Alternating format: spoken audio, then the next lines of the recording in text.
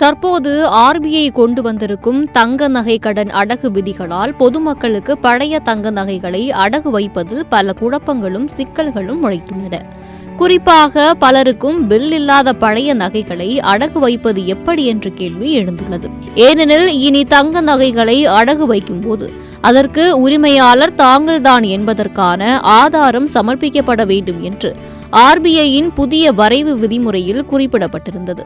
அதாவது ஆர்பிஐ கொண்டு வந்திருக்கும் தங்க நகை கடனை அடகு வரைவு விதிகளின்படி பில் இல்லாத நகைகளை அடகு வைக்க முடியாது. ஒரு நகை அடகு வைக்கப்படும் பட்சத்தில் அதன் பில் உங்களிடம் இல்லாவிட்டால் நகை அடகு கடைகள் உங்கள் நகையை எடுத்துக்கொள்ளாது.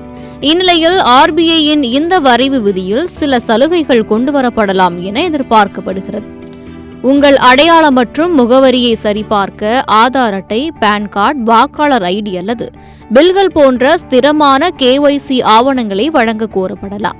மேலும் பில் இல்லாத நிலையில் தங்கத்தின் உரிமையாளர் நீங்கள்தான் என்பதை உறுதிப்படுத்தும் வகையில் ஒரு ஃபார்மில் நீங்கள் கையெழுத்திட்டு அதில் இந்த தங்கம் என்னுடையதுதான், அதை நான் வேறு எவரிடம் இருந்தும் பெறவில்லை, இது எனக்கு சொந்தமானது என்று நீங்கள் உறுதியளிக்க வேண்டி இருக்கலாம்.